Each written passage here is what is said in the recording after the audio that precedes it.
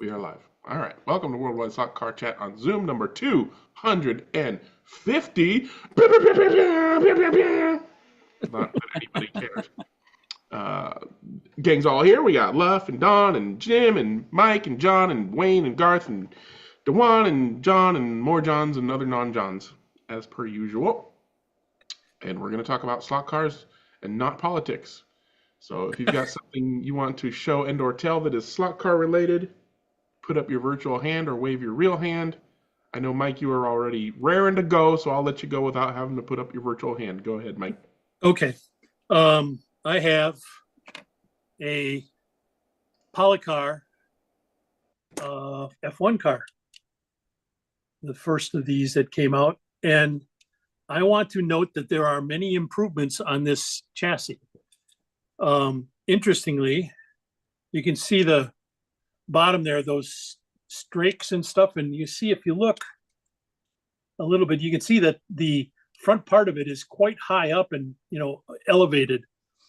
And the chip drops right into well, actually, I'll show you. It's kind of interesting. One of the YouTubers that does these things, from Spain, he didn't think it would be able to be chipped, but it's actually, the chassis is designed so that you can chip it right in front.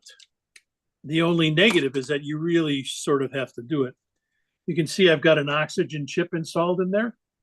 It installs right in, and you can see it's raised quite a bit. And they have a separate driver for the one with the chip. So the original driver is kind of thick at the bottom. You can see around there. And this one is much thinner and able to be used. The head's not on yet. Hamilton lost his head, so you just move the head, though, basically. Pardon me? Do you get an extra head, or do you move the head from? Yeah, you get a new head, and you get a new driver along with the piece that it fits into. So you have a completely new cockpit assembly. Cool. And it has oops, set it in the water. I don't know if you can see. You see that indentation there? Yeah. That's where the capacitor goes from the chip. Oh, nice. So they had to raise it even there. Probably I'll take a little bit more off to facilitate body movement. But damn, the thing is pretty quick. It's got a flat 6 engine motor.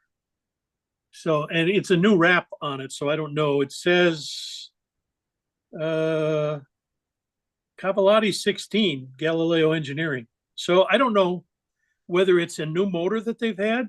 Oh, wait a minute. Top says 22.5K. And right straight out of the box, the front end is much more robust. The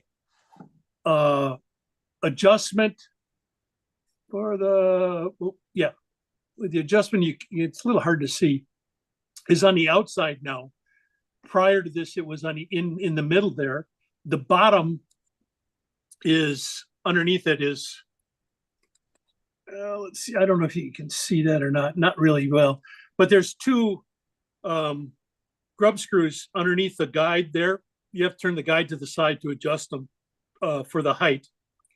But the whole front end assembly is much more robust, and the chassis, instead of having, as the earlier ones had, the 2020s, had two different chassis for the chipped ones and the non-chipped ones. This one's got one chassis for all, and it seems nice. And it was right out of the box with just setting the ride height and taking the magnet out and just scuffing the tires up a little bit. I was doing 7.7s on my track, and the track record is 696 with the super high powered hypercars. But so it's right in the ballpark, and it's really nice. The It's got the bevel gears that people have been complaining about. There were two shims that, let's see if you can see. I don't know if you can see or not. It's hard to, oops, I dropped it. I can't even see it, much less you. There we go. Two thin shims in it. I took one of them out to bring the pinion in a little bit closer. The motor is screwed in at the back, and you can reach over the top in this manner, go right through there and get the screws out. So that's easily done.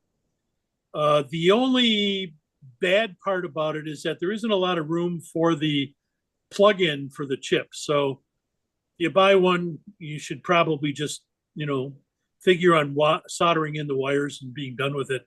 I wish they had a little bit more flexible wires, but I'll change that.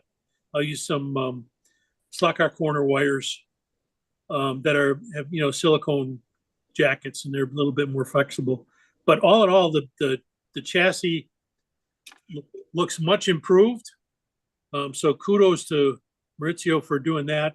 The body drops on it nicely. There's even a little hole in the driver. If you look to the right there, you can see the hole where the antenna goes.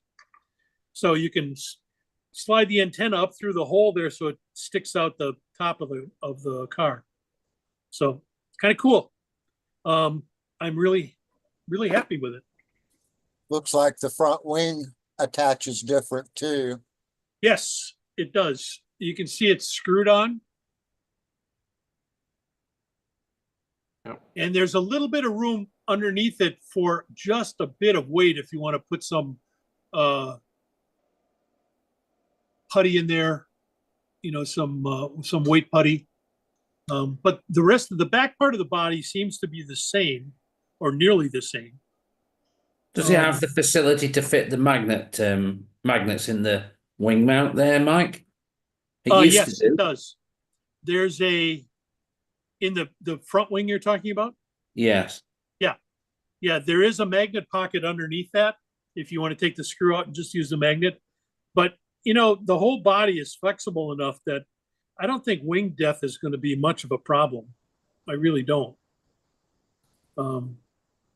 It's nice. I haven't tried the 2024 NSRs yet, but it'd be interesting to find out how they compare. But this one's plenty quick and really tractable. The fore aft balance is 61% on the rear wheels.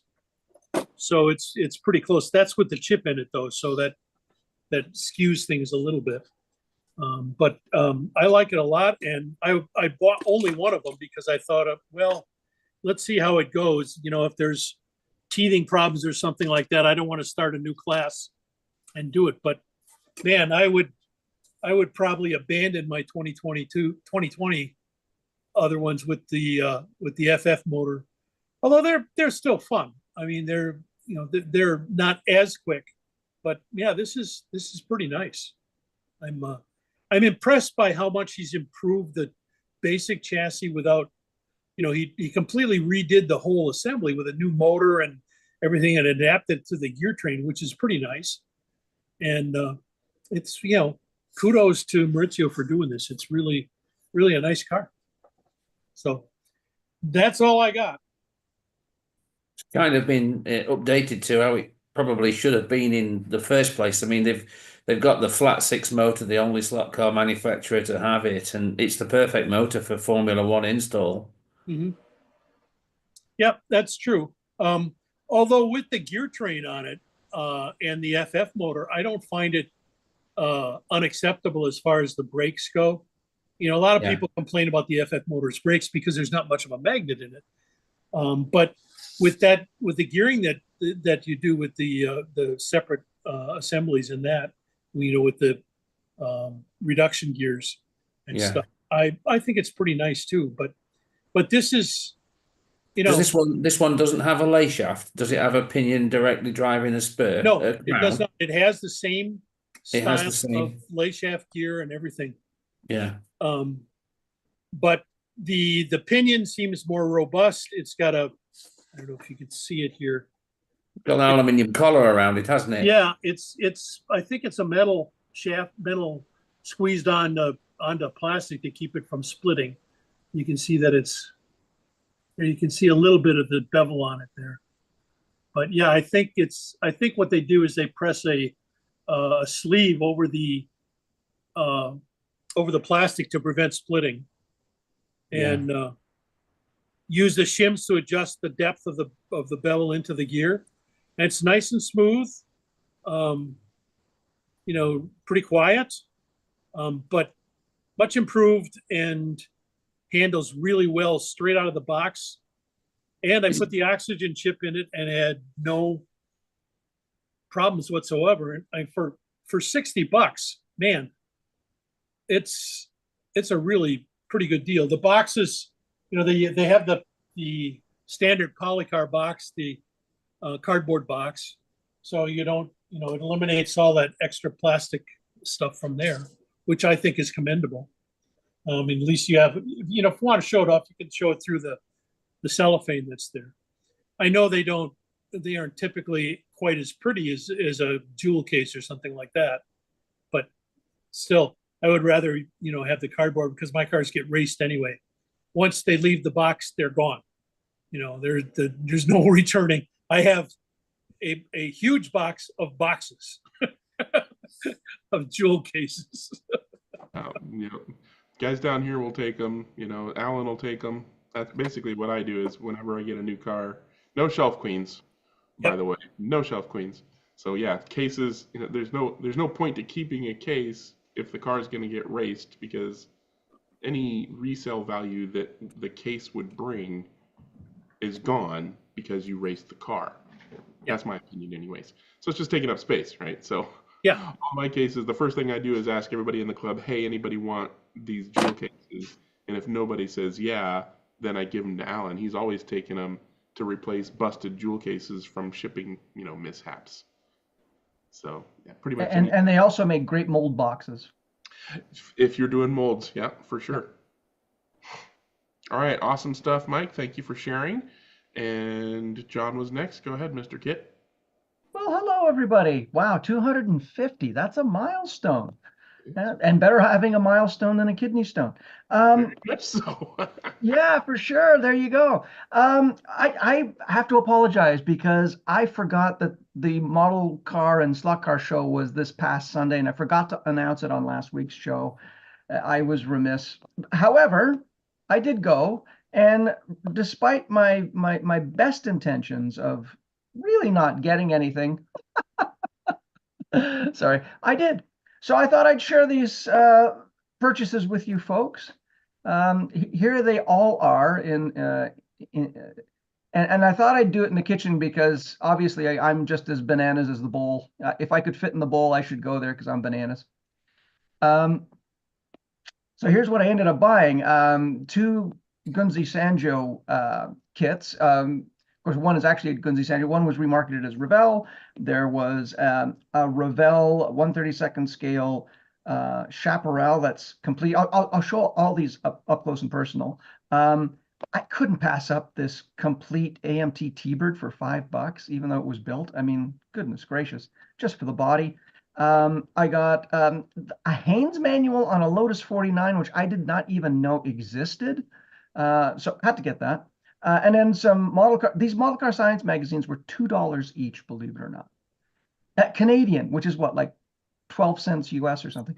And I actually bought my very first resin printed body because I just had to see what they were like. And I also wanted to support this gentleman who's doing it because he's doing a great job. So I just thought I'd go there. There's the box. I love this box. The artwork is so cool. Of course, Revell has an actual picture of the model, and I'm sure you're all sort of familiar with those models. However, check this out. This was only like $35. I mean, okay, somebody had a little bit of fun painting it. That paint is just tester stuff. I'm sure it'll come off no problem, but all the parts are there, including the side scoop, which is usually missing because it breaks off. It's the equivalent of a door handle on these cars. And all 4 inserts were present. And typical of Revell chroming of the 60s, the chroming is coming off, but that's okay. I mean, I love those inserts, and I think I'll probably mold them. The rear's in great shape. I mean, apart from the paint, I think the paint will help preserve it, quite frankly. And there's the other side, and I'll show you the underside. It's got the classic kit chassis. Sorry about the pun, but that's, I guess, I don't know what you'd call like a monocoque chassis. It's all everything's bolted to the motor. So yeah, I couldn't pass that up. And here is and there's a chap who does his company's called Slot Car 67, and he's just started resin printing these things. I'll show you that in a minute. This T-Bird for $5. I mean, come on, can't pass that up. What year T-Bird was that? I missed it.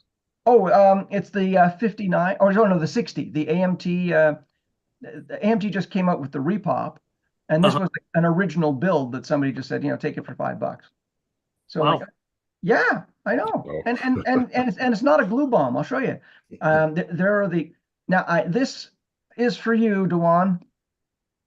I have this one already, but it's in really bad shape, so I had to get it again. Build the Batmobile, and I found part 2. Wow. Yeah, so it's going to help me. So I've been itching to sort of start that Crusader 101. It's going to help me with that, because part 2 they show you how to make the rear fins, and it's now the base car that they used for this build, believe it or not, was a 1965 Oldsmobile. Oh man, what they had to do in the 60s. Didn't anyone know that Revell had like a Futura model that was pretty much almost done? Anyway, these Gunzi Sanjo kits are amazing. If you have a chance, pick one up. The color of the body, I'm just polishing it because it looks so good. It looks really, really good. And it's a wonderful kit. And that'll make a really cool runner. But look at the pigment in the plastic. It's awesome. Nice. Yeah, I'm sure. What's the scale? 1/32. Oh, you're kidding. I thought it was 1/24. No, 1/32. 1/32. I mean, I'm sure the pigment is so good it's illegal now. Gotta be. But this kills me. Like the disclaimer on the box: Mr. Driver and his dog are not included.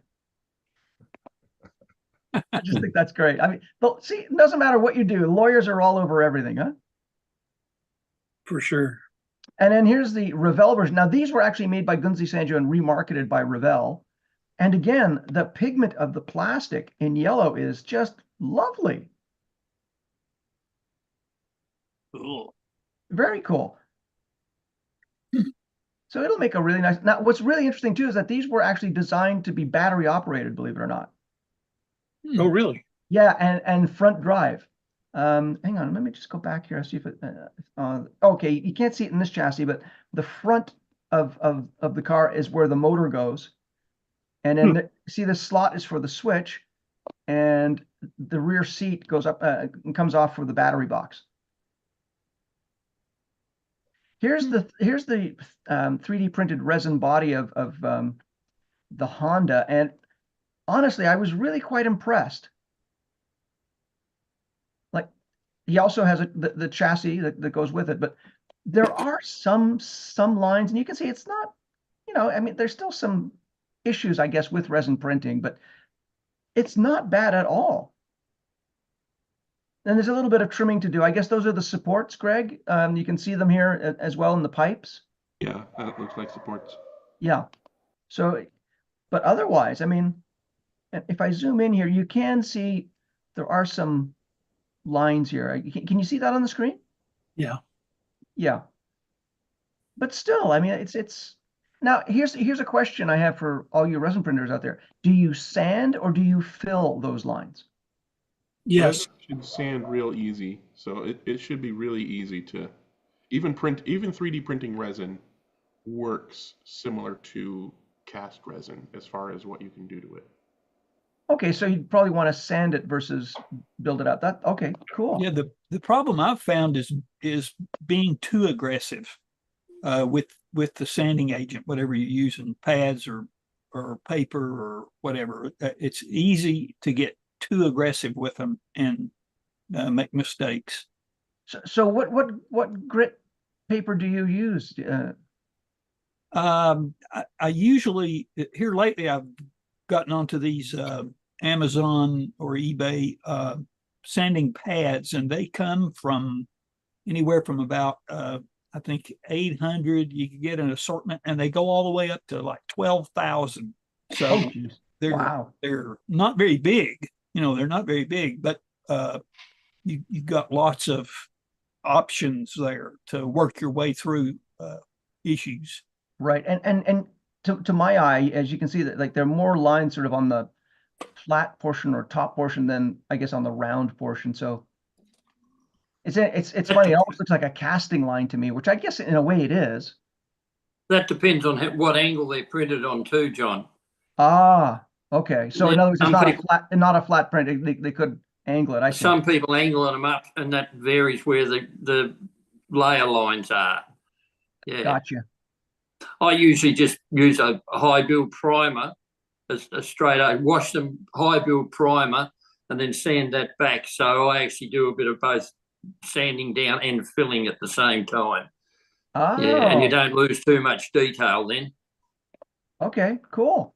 Thank you. And I was also I like the chassis, I guess, is for an FF motor. But I mean, I really wanted to support this chap because I mean he even had 3D printed inserts and a driver bust, and he has these Good. I guess they're more like grommets than bearings for the rear for the drive. And now this is what impressed me the most was that actual decals. Nice. Mm. Very cool. Yeah, very, very cool. So here's a $5 T-Bird. Again, I mean, just for the body. I mean, there's a bit of a glue mess on the bottom. That's easy to clean up. It's but it's much better. For $5, all the parts are there. Is it 60 or 59? I think it's a 60. It's 60. Yeah, Never mind. that's okay. No, Yeah, no, I've got one of those kits. Actually, I think I've shown it before. That I've put a HRS chassis underneath. right. Yeah, there it is. 1960. There. Yeah. Yep. Yeah. And the wheels actually roll. I mean, whoever built it didn't do a bad job. They just, I guess it was someone who was young who did it.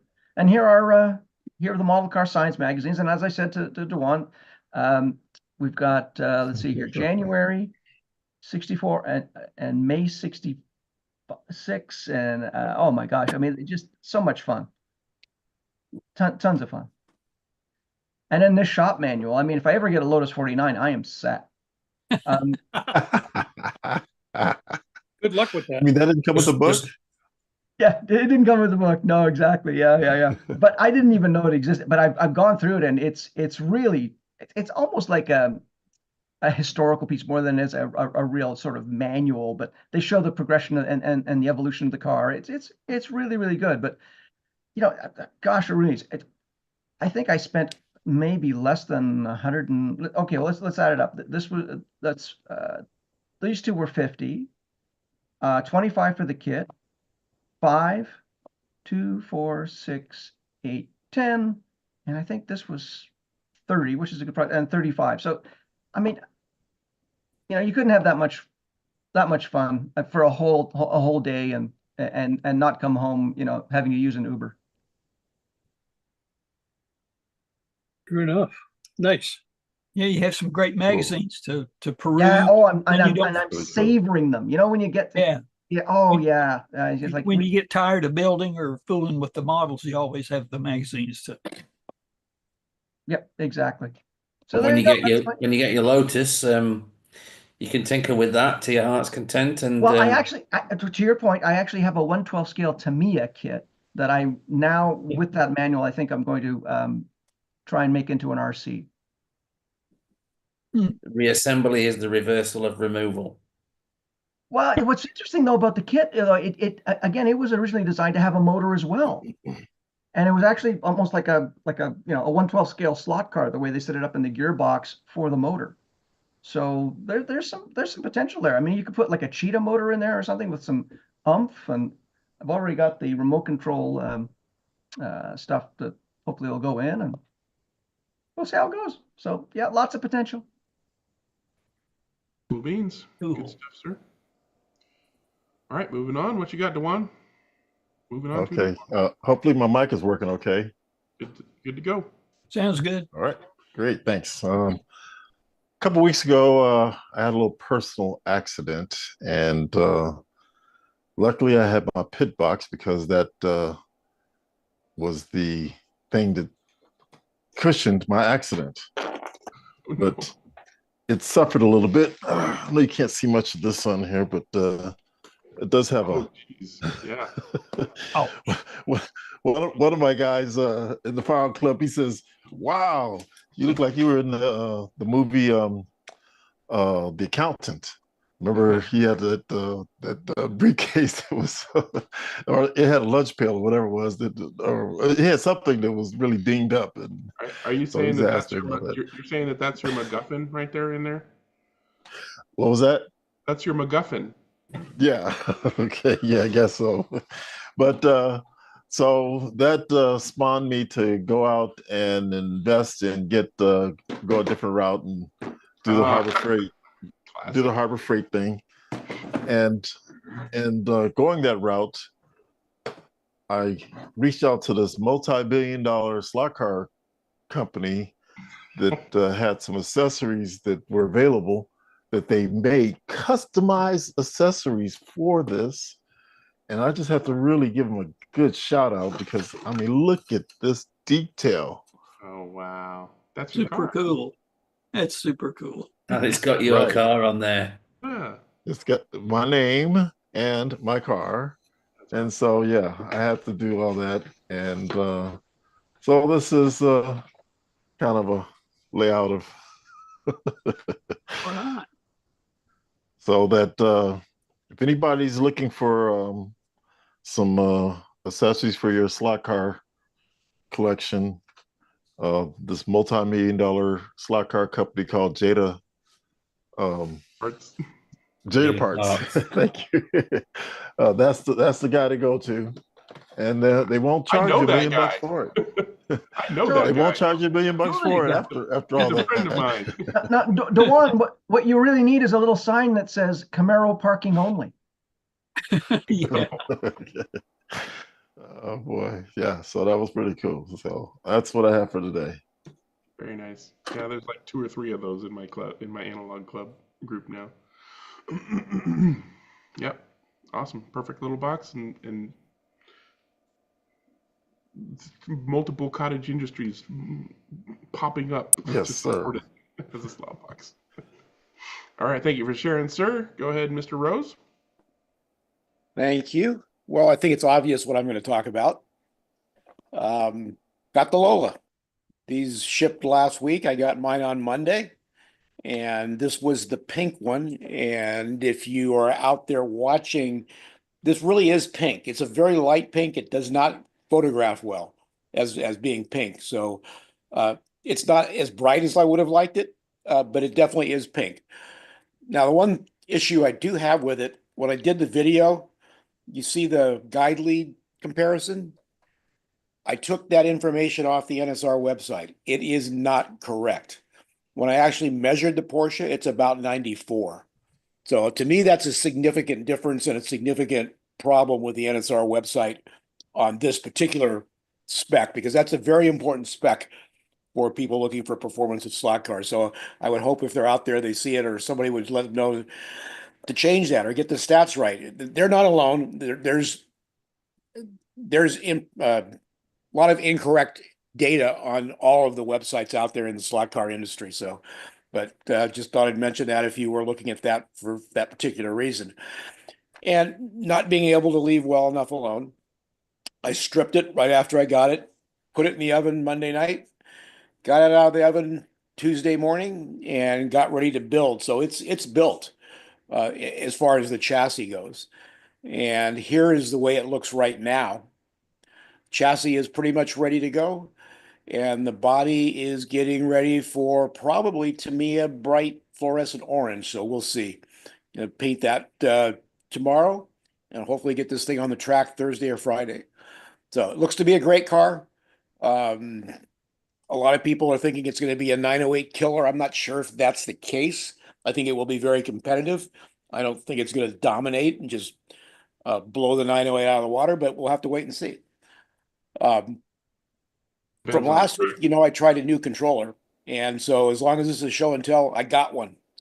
And this is courtesy of my friend in Sully, Iowa. And it was delivered over the week or before the weekend and got it out on the track and won a race with it. So very happy for people that I know here on Worldwide Slot Car Chat. Because when it popped up, I go, who is this? Is this guy real? I realized who it was. And I knew I could trust him. And so it made the transaction much, much easier. So thanks to everybody on Worldwide Slot Car Chat.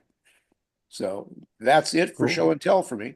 All right, don't quit yet. Go back to your. Okay. That's okay. Go back to your built chassis. For Yeah.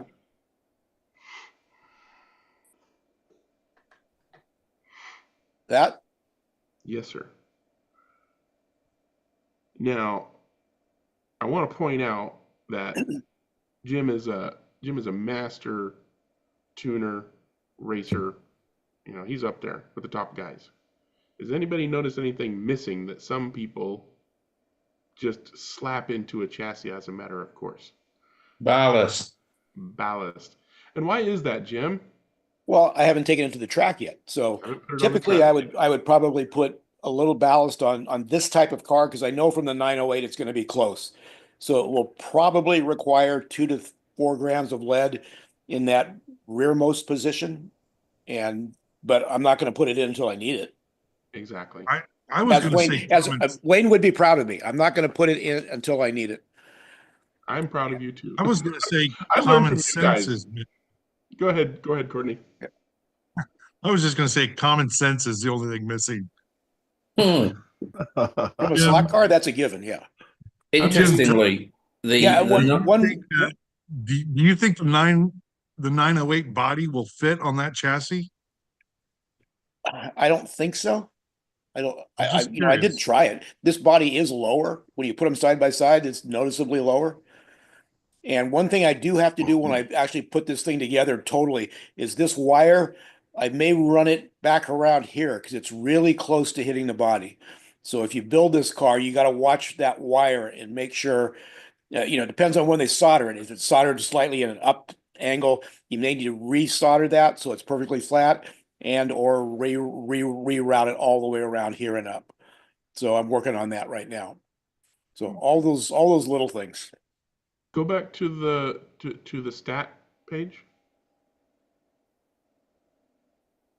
Oh, the wheelbase is the same. So the real The question width is slightly different, but Yeah. now that I know that 98.5 is really more like 94, I'm not sure if I trust any of these numbers. That's a good point. So So with they're probably right, but I know that one is wrong. With the cutaway tail that they have, that would give you a lot of flexibility on the body. I'm not. If it's longer, then yeah. Because there's no rear fender. Yeah. Right. Yeah, this car is the long tail, but the long tail you can take off. The long tail is just a piece of plastic here. Well, I'm going on Courtney asking whether or not the bodies can be swapped. Oh yeah. I didn't really try it. Maybe I should have. That'd be an interesting. Well, just information. just interesting with the cutout and he talked about it on 2 lanes. Is that the when he did the interview on this car or On Electric Dreams.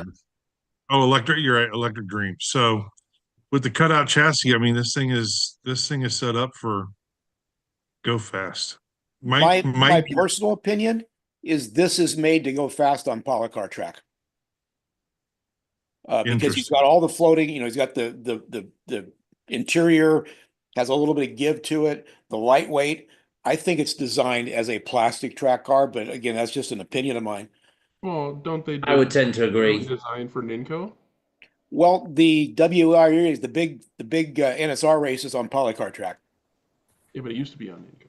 Used to be on Inco, but in general, I think it's designed more for because that's what most people will run this on is plastic track That's anyway. the most of the world. I agree. Most of the world. So I think this is designed to be optimized for plastic track, but again, that's just an opinion. And the biggest difference between Polycar and Ninco is Polycar's rails are more flush. and the texture is slightly different. But otherwise, you know, Oh, and the polycar is stiff plastic, whereas Ninko is there's, softer. yeah, Yeah, rubber. polypropylene, yeah. One But tends to be smoother and one tends to be bumpier. yeah, but dimensionally they're very similar, other than the rail being put Yeah. on. So, yeah, it'd be So interesting. can't wait to get it on the track. I may go to the track tomorrow if I can. Well, I'll probably have to paint the body tomorrow, get the track on Friday maybe. Yeah. See how it runs. Even if the wheelbase is the same, if the body posts are even half a millimeter wrong, then it won't be a good body. Yeah, but I can put a new body post on it if the chassis works. You know, I would tend to be a Porsche fan, but Why you would guys you all want to though? The body is lighter and has more flexibility. then that answers it. Then But you can do that to a 908 if your regulations permit. You can take your 908 and get it lighter and more flexible too. Yeah. Well, but to Greg's point, there are no. I mean, I don't even know how many cars I have. There are no shelf queens, so there's not a race for it. There's not a proxy for it. So I don't own one right now. So until something like that changes, that's when I'll get one. Yeah, for me, I'll probably buy a Jim. For me, it's I'll going buy to Jim's Can-Am used one. class. We race Can-Am out here. The 908's allowed. The Lola is technically more of a Can-Am car than the 908 is because it ran in quite a few Can-Am races. And so that's the direct comparison. Yeah. So we'll just have to wait and see. There is a series here in the UK called Wales and West. And they use I'm going to gamble on this, about 5 or 6 different venues. And some of them are wood and some of them are plastic. And the NSR Classics has been a long-standing class, which is recently, in fact, this year, it's gone for the first time in a long time. But as a very mature class, there was a definite one-car championship eventually, which was the 9083s.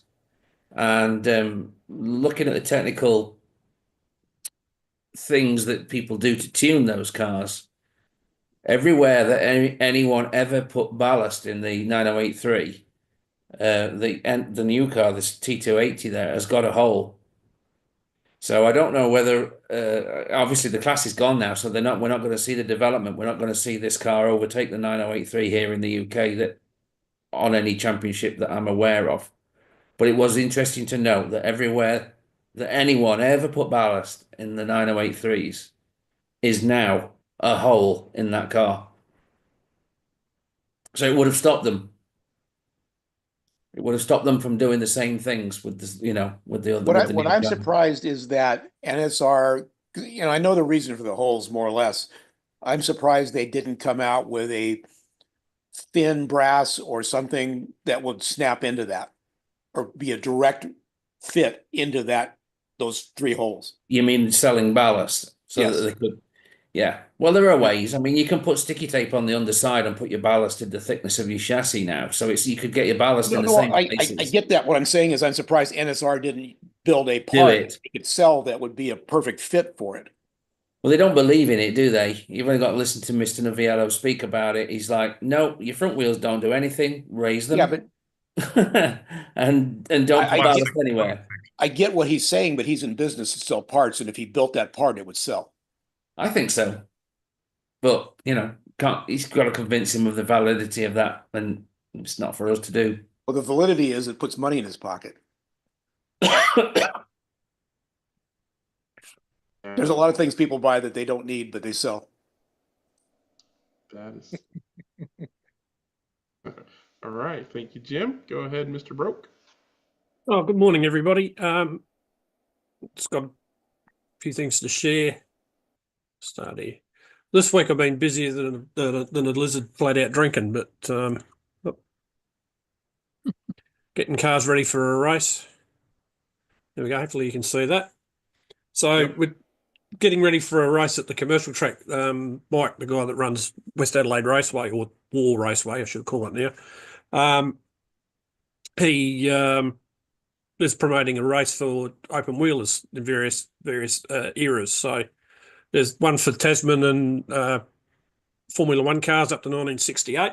So there's one of my cars. This is an old proxy car I built, 3-4 years ago now. We haven't run the Tasman proxy for a while. I'm going to try and get that going again this year with a bit of luck. So it's a 158 Ferrari. The body's courtesy of Phil with Tassie resins. And it's got one of my standard, I call them break speed skates, just a brass chassis. They run a FF motor. This one's got a SRP 18 in it, but it's going to get converted over to a Predator 18 shortly. So that's the underneath of it.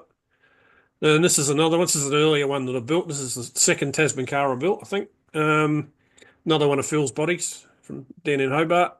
That's a Cooper T60. How do you do those front wishbones in there? Sorry? How do you do those front wishbones? They're nice. Carefully. No, just use my wire fold, bend them up, and then solder them in. Wire, yeah.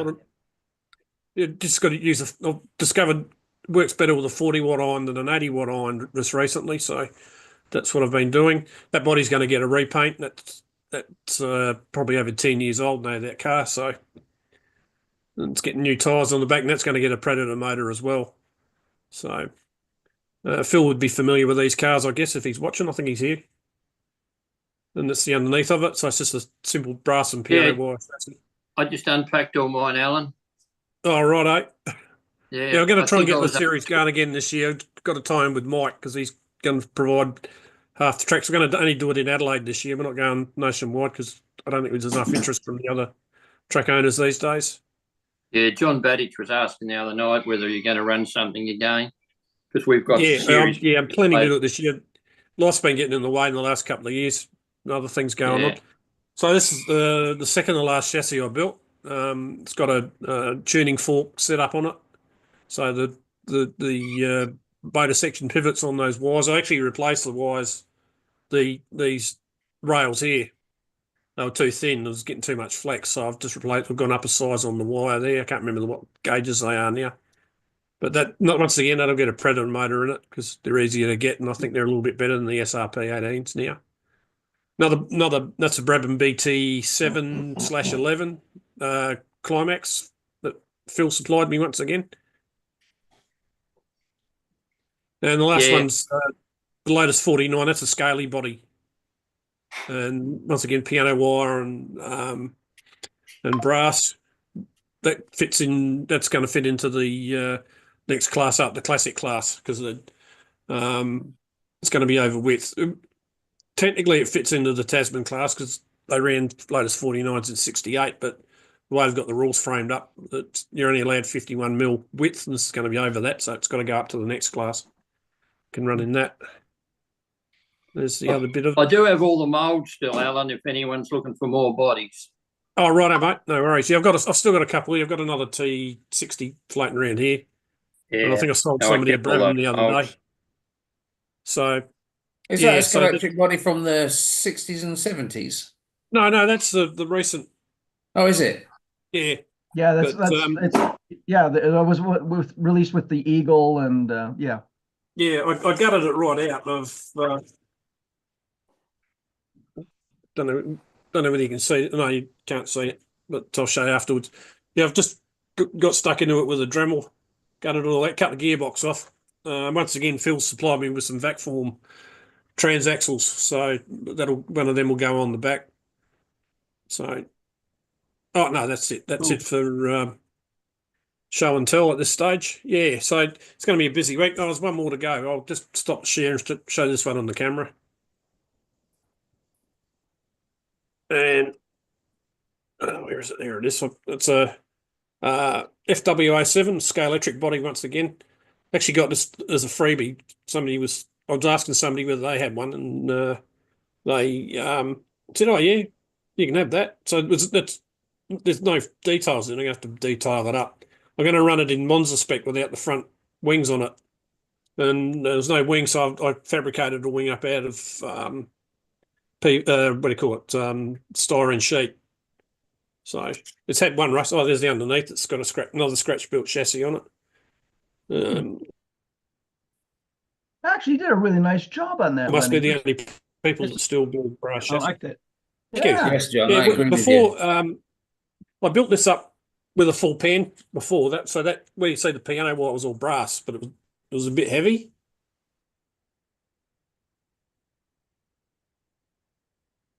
Got a bit down under on us. Yeah. So I've compared it with a 20 grams overweight. So I cut the middle bit out. It's just saying my internet connection's unstable. I don't believe that. You're But back. yeah, so yeah, just so I chopped the two ends off, the front and the rear axle assemblies off, and just put a bit of brass in it. So yeah, it's hasn't had a race yet. I've done a bit of practice with it, but I'll get around to detailing that one up later. So, and there's the Lotus. Sorry, I'm being a pain. Sorry, Greg. So that's the guts of the Lotus, pulled out, and no transmission on the back. There's a vac form somewhere. I don't know where it is at the moment, but I'll put that in it later. So that's it for me for the moment. So I've got some club corner later on. So Cool stuff. hope you found that interesting, and I'll let you know how I go. It's next week. So it's a full day of open wheeler racing. So yeah, and there's I'll show you the 24 scale car. There's a 24 scale classic Formula One as well. I showed that the other week, so I won't bore you with that one again. So yeah, all right, that's it for me. I'll get out your way. All right, we've got Jim has his hand up again, and Mr. Weber has something to share. What do you got, Jim? Courtney, Uh-oh. you're smarter than I thought you were. Porsche 908. Oop. Yeah, hold it in front of your face. There you go. Porsche 908 On the chassis. Nice. on the Oh, chassis Is that a perfect fit? with the body screws in. Wow. oh my God. It is a perfect fit. Almost fits better than the Lola on that chassis. Jim, he's more than a pretty face, isn't he? That's right. Not only am I smart, I'm handsome. So, one out of two's not bad. so what's interesting is, but you're not allowed to modify the body. Do you get in there and Dremel it out and lower the weight and do all that? We're not allowed to, no, in our rules. Yeah. Well, we're not supposed to. But Right. Well, there's the weight things we're difference? not supposed to do, and yeah, I get that. Yeah, but you could accidentally drop it on the floor and try and pick it up with a knife 16 million times. But it's funny. I put it on the chassis and I go, it fits, but the body holes can't be. They're perfect. What was What is that? I think that's more than a coincidence. What was the Yes. difference in body weight between the two, though? Well, according to their website, the short tail Lola is about 0.3 of a gram lighter than the 908, and the long tail Lola is about 0.3 of a gram heavier than a 908. So basically, they're the same. Yeah, 0.3 of a gram. That's yeah. There's no way that Lola T280 is not going to be quicker than the 908. There's just no way.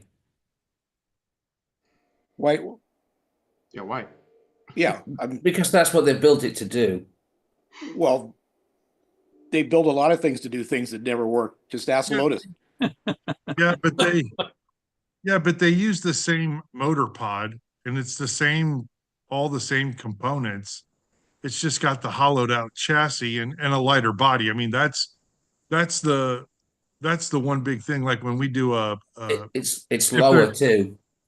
if there's a slotted proxy, whatever the newest model is, that's the one you buy because it's got the lightest interior, the lightest glass, the lightest body.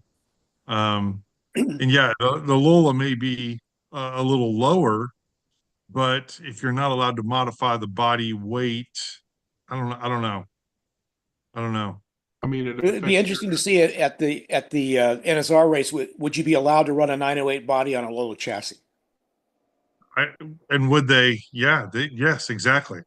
Yeah, and maybe those 0.3 of a gram, mitigates the need for ballasts in some way, where it goes or whatever. Well, I asked Andrea through the internet, are you going to bring out this technology of chassis in a 908 version?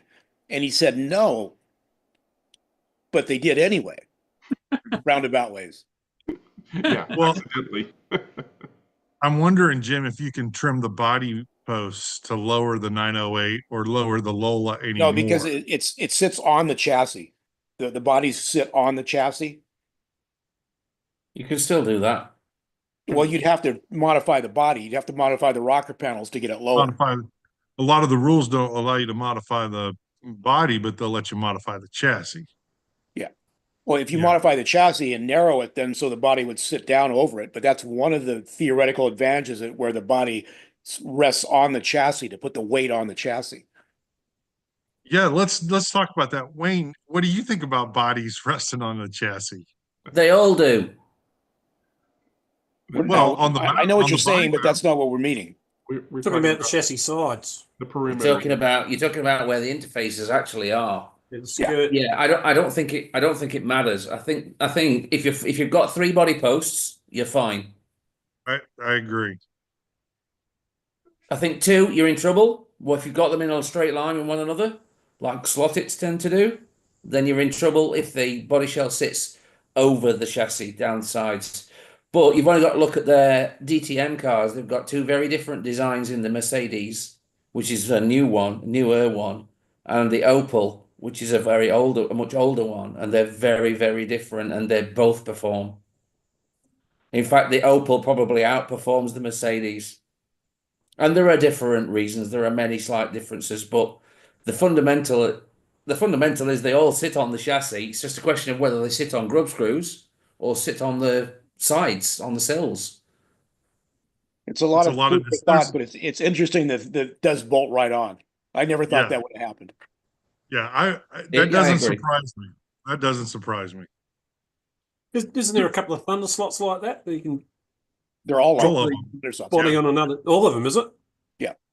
Well, the Economies of scale. of the Universal chassis. Can-Ams work, yeah.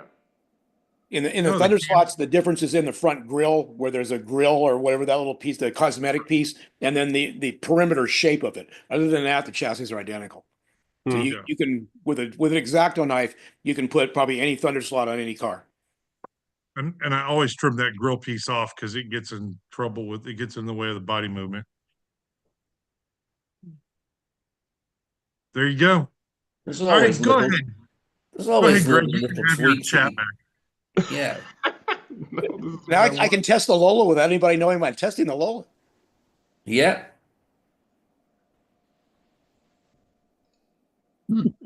Interesting. All righty, moving on.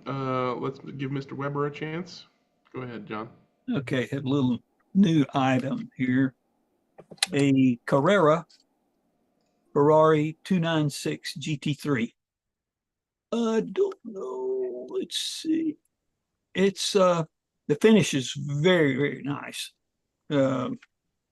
This is one of those models that's stripped with no chip in it. And it's quite nice. Fairly heavy. I think it's 114 grams total. I haven't taken it apart yet to see if there's anything it can strip out of it.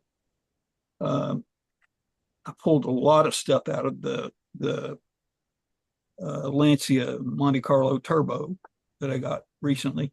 Mhm. There's a lot of pieces that can come out of that they don't really, they're black plastic filling up a hole. But that's all I had. Nice. I mean, Carreras are great looking cars, that's for sure. Yeah. All right, thank you, Mr. Weber. Any other show and tells to get to? You can go ahead and wave real hands or say, Greg, I got a show and tell. No, Chris. Okay. Moving on to Club Corner. If you got something racing you want to talk about, past, present, and or future, raise your virtual hand, wave your real hand, and we'll talk about it. Go ahead, Dewan. You're still muted, by the way. Muted. There you go. Sorry about that. Yeah, this will be real quick. Far out, we had a race this past weekend over at in Silver Lake at Richard Rodriguez's home, and let's see if I can do this share here. We had two classes. We had 17 races for the first race. So we went down to 14 racers. 3 people dropped out, I guess. That'll be. And first class was the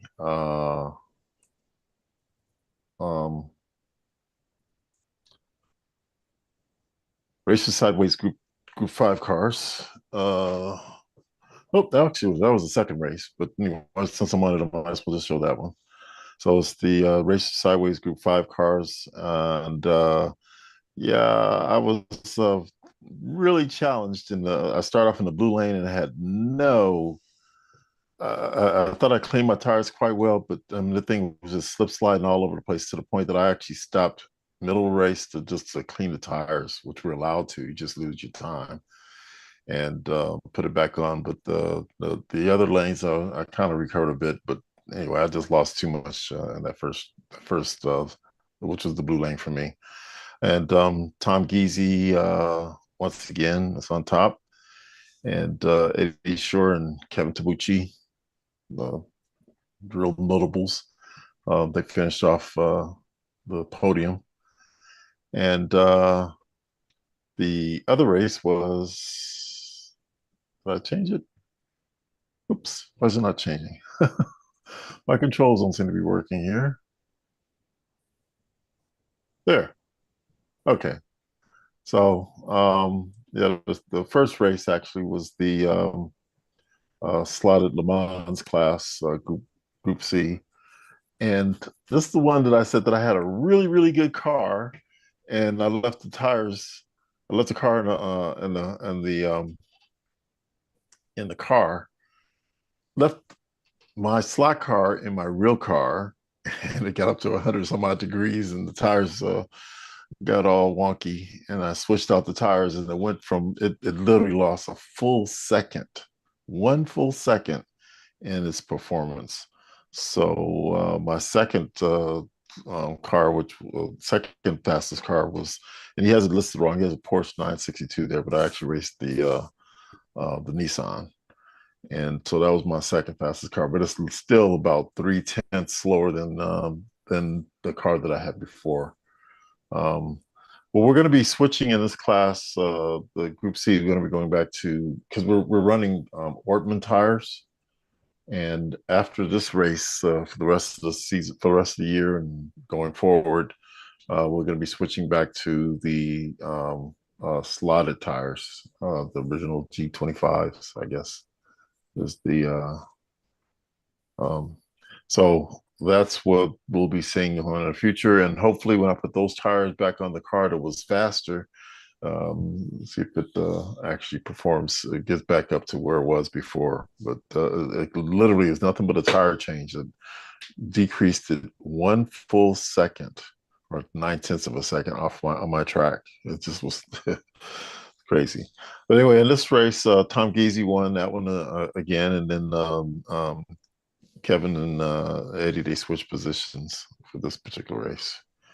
And yep, so I've kind of taken on the volunteer role of video recording our races from beginning to end, and have those posted. Ironically, it turned out that I put a small memory chip into my camera, and the second race only got the first 8 out of the 14 heats put in before the memory chip filled up. And I'll never make that mistake again. It's just an accident.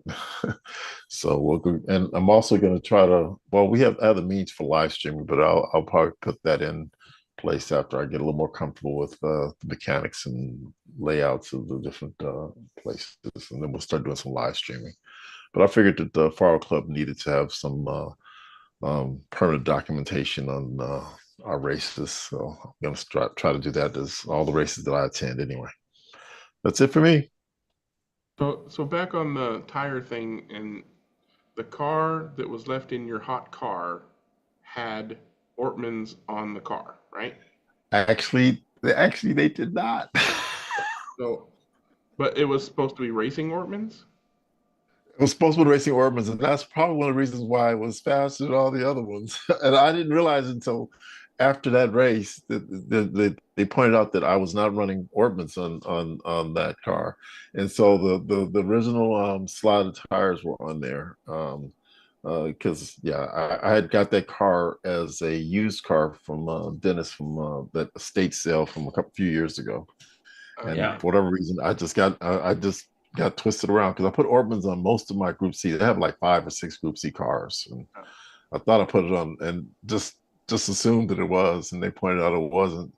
And but anyway, the fact that we're going back to the Group C tires, I think, is going to make a world of difference on that car. You know, Well, I mean, we'll see. Well, I'm gonna test it out and see how the other ones improve as well. it But depends on it depends on the vintage of the car you got, though, because stock yeah. tires on Group C cars have changed like 4 or 5 times over the years. Well, we're coming up with. I'm sorry, I said stock, but it's going to be club Yeah, required yeah. So tires. So it's, yeah, that's what you're moving to, right? But the car that you got, yes, you don't even know and what and, kind of and tires are on it, other than it's the tires that came on the car. They might be what they might be C1. speed tires or what was it, something with a number 6 in there for a while, and then yeah. right, so they got P6, I think it was. yeah. Well, But they're just to make basically sure that just to make sure that I understand what actually happened is you got a new to you Group C car that still had whatever tires it had on it, and it was performing poorly, and then they said, hey, these aren't Ortmans, so you put on the no, Ortmans. it was performing admirably. It was performing better than with the Ortmans. I put the Ortmans on there and lost. It went 9/10 of a second down. Okay, that's where I lost track, is which one was Yeah, faster versus slower. and Oh, that and sucks. and going forward, our basically you can consider us having handout tires because Yeah. they're going to be club sponsored tires that we have to use there. Is this the same class that they're mandating a little ballast? Yes, we added the ballast, but we didn't have the tires. The tires weren't ready yet, so we added the ballast this race, and I still couldn't get the one that was faster up to snuff. Yeah. So it wasn't so much the fact that the car was in your hot car. It was just that the tires were different. Yeah. Yeah. Yes, that's quite true. I was like, that's my assumption. Maybe, I mean, maybe when you first started talking about it, I'm like, wow, do hot Ortmans really perform that much better than cold Ortmans, or vice versa, or whatever? I'm like, okay, now I get it. Yeah. All it is. Okay. Thank you, I'll sir. stop my share. I'll stop my share. Hold on. You got it? Got it. Yeah, I got it. Good job. All right. Next on my screen is Mr. Rose. Well, we had our monthly first Saturday of the race this last Saturday at Motown Raceway. And we ran Formula One Group 5 and Revo slot combined. And there's the F1 grid. I think we had 16 people there or so. And so we had a good turnout. We have started teching F1 cars because we do tech them, but we kind of do a visual, make sure you get the right gear and the right motor. But we normally don't check the width because the width is kind of a given on most of these cars because it can't be wider than the body. But in an F1 car, we've been finding that quite a few people are just a hair, like 4 or 5 millimeters hair wider than they should be. What? So, here. So that's one scale. One of the guys that races at Motown built this box, and it's 68 millimeters wide, and that's the width, and it's got to fit in the box. So we started teching, making sure everybody has a car that is not wider than it's supposed to be. The shades of McLaren in 76. Yeah, and about the same, what, 4 or 5 millimeters. Group 5, we ran Group 5 and had a pretty good crowd. Obviously, as always, the M1 is the car of choice. So I think an M1 won. I forget who won. I didn't run that race. We ran the Revo GT and Group 2. In the past, we've run these separately. Last year at the last race, we ran them combined, but the pro class had to run the group 2 and the expert class was allowed to run a GT, and they were about the same lap time. So it was a pretty competitive race. This race was kind of like IMSA. You picked which car you wanted to run.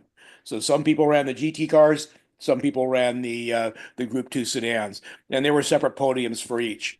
And I won the Group 2, and I finished 7th overall in the race. So it was a lot of fun. You know, we were running these little Group 2 cars and dodging GT cars as they went past us. So it was somewhat like an IMSA race where you've got multiple classes within the race. So So we're the having GT cars do turn out to be a reasonable chunk quicker than the Group 2s then, I take it, Jim? only in corner speed. When you're going down the straightaway, the Group 2 cars are so light. Yeah. They're virtually the same top speed, but man, you got to slow down and baby it through the corners when you don't with a GT car. Yeah. So that was the difference in lap times. On that track, the difference in lap times is about 0.4 of a second between the two cars. You know, same driver to same driver. My Yeah. GT car is about 0.4 faster than my Group 2 car. So that's the delta roughly between the two cars. So anyway, we had a great time at Motown, as we always do. We're consistently getting over 15 people, so it's turning out to be the place to go in Northern California. Good stuff. Thanks for sharing, sir. Go ahead, Wayne. Very quick one. I'm Really? pretty deep into the pre-preparation of my Racer Sideways Lamborghini again. The last time out, it won a 6-hour endurance. So you would think, yeah, don't touch it. But I'm me, and I can't send the same car the same way twice. Always learning, or that's the hope anyway. And we're going to do the first round of the National GT3 Digital Championship, which is a new series for this year. It's got I think it's got 4 venues and 4 rounds, I think. Exactly how the racing is going to go, we're not certain. It's going to be teams, and the races are going to be 90 minutes. But we've allowed for the organizer, the championship organizer has allowed a situation so that this digital racing can grow by opening up the entry to more potential teams than driver positions on the roster. And we're going to tailor each race to the number of driver positions on any given rostrum. And that's going to mean at this first venue anyway, which is North Staff's Skelectric Racing Club in Stoke-on-Trent, about an hour drive from me. That's going to mean splitting the entry into a group, a B group, and a C group, and running A against B, A against C, and B against C. Yeah, that covers it all. So we're going to have less cars on the track than the full fit than the track's capable of hosting, because I think there's 10 driver positions at this venue, and that's going to be different for different venues. But there'll be probably 8 if each group's got 4 in it, because I think there's 13 entries. Needless to say, exactly how it plays, we're not sure yet, but it's looking that way. And I've got a very special guest teammate for this event, and it's Mr. Jonas Nolakas from Sweden, who's flying over to join me to get some more experience with digital and Disca.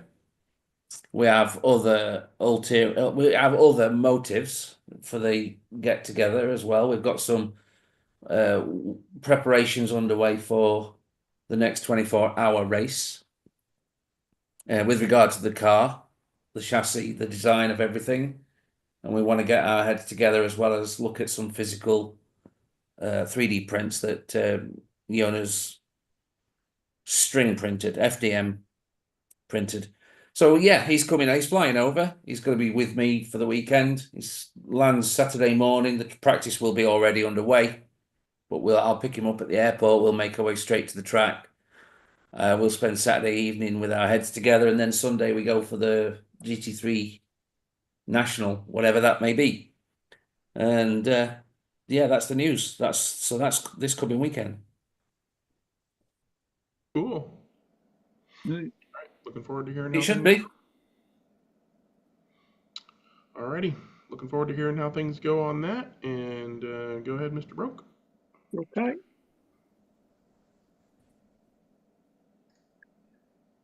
Okay, so we had first round of our Spitfire point score series, aka the sheep station round, when everybody gets serious.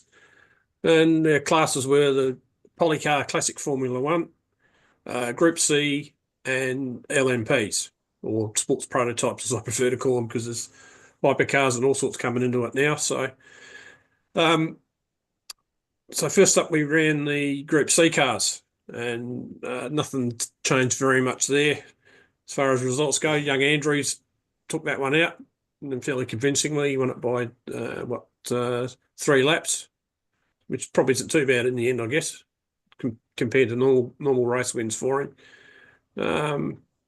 So it was Andrew, myself, and then Jeff in the podium positions. Then Jason a lap down on third place. Steve, Norm, George, Andrew, and Claude. Once again, I should mention George, who's legally blind, and he's managed to get himself into 7th place. So George he can see the cars, but I don't know how much he can see. So it was a standout in there for me. There's the podium. So Andrew ran a Jaguar XJR 10. Was it 10? I don't know. The IMSA Jag.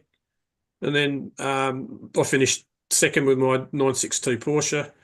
And then Jeff with his Nissan Group C car. Can never remember the numbers these days. I used to know them all. That car used to be a rocket ship, but it seems to have gone off the ball a bit lately. It's not quite performing like it used to. Otherwise, he'd have been here, I think. He'd have been in first place. But anyway, good race overall. I enjoyed it with my new Porsche. Next up, we ran the Polycar Classic cars, and Jeff managed to take that out with his BRM P160. I was second, not far behind, and then Andrew in third. So there's a slight role reversal there. Andrew Green did particularly well on this one to finish fourth. Steve, Jason, Norm, George, and Claude. George and Claude ran loan cars, so they weren't particularly familiar with it. Claude's brand new to the hobby. He used to muck around with 124s back in the 60s, and then was cruising around on Facebook one day, and he found my page, and has since then come and joined us as well. He's slowly building up his cars, so hopefully he'll start to improve soon as well. There's the podium for that. There's Jeff's P160 BRM, my Ferrari 312 B2, I think it is, and Andrew borrowing one of my cars. That's one of my loan car Lotus 72s. So it's not fully developed yet, but he's doing quite well with it. He's got a poly car, but it doesn't fit the rules because it's a 126C Ferrari. So it's one of the turbo cars from the 80s. These are only eligible for the what do you call it, the 1970s. The thing with this class is they race them at war as well, but they've got to run the 18K motor rather than the 22 for some reason. So a few of the guys are running 18Ks. Jeff's has got an 18K in it at the moment. But they dominated fairly early on when we started racing this class. But the standard cars are coming up. Mine's completely standard apart from a change of tyres, same as that one. As you can see, he's changed to alloy wheels there. So that's allowed under the wall rules, which we accept here. Just makes it easy for the guys that race at both venues to race at my place. And finally, we ran the LMPs, and then Andrew, once again, ran that one. He's got a new car. The car he previously ran was an absolute rocket, but I think he's decided to slow down a little bit, give the rest of us a bit of a chance. So Andrew was first, and then I was second, about half a lap behind, and then Jeff finished third. So the three of us basically dominated the podium this time around. I was first runner-up all 3 times, so it was a consistent run for me. Then Jason was not too far behind Jeff and Steve, Andrew, Norm, George, and Claude. So Claude bought a car at the recent swap meet we had at War, and still learning to learning to run that car and how to tune it. So there's oh god, that's a bit wonky, but yeah. So there's the podium for the LMPs. I must have taken that in landscape. You know, there you go.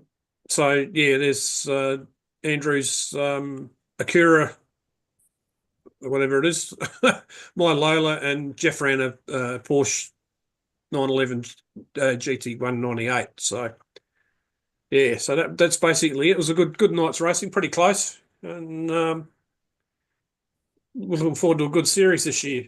Hopefully, we'll be a little bit more competitive with Andrew. So that's it for me on that. So I'll get out your way once again. Alrighty, looks like that's the end of Club Corner. I'll do my little spiel. Continuing the Revo Slot GT1 series, where I'm driving a Ferrari F40 against a bunch of Toyotas, mainly because I didn't want to buy and paint a Toyota. I wanted to race a blue and yellow car, and I already had a blue and yellow F40, so that's what I raced. So bringing a knife to a gunfight, as they say. This past Monday, we raced on Russ's track, which is that big wood-routed track with that huge bank and everything, all the landscaping and everything, and all the crazy silliness going on. Where we race longer heats with fuel stops and everything. And pretty much just as another example of, you know, in order to finish first, you must first finish situation. I did not finish first, however, being outclassed by 90% of the entire rest of the field, the only way that I was going to get anywhere near the top was by friggin' staying on the track, staying out of trouble, not running out of fuel because I wasn't paying attention to my fuel levels or whatever chaos was happening at somebody else's crash or whatever, and not getting flustered and trying to catch up whatever distance I lost when I came off on the rare occasions that I did.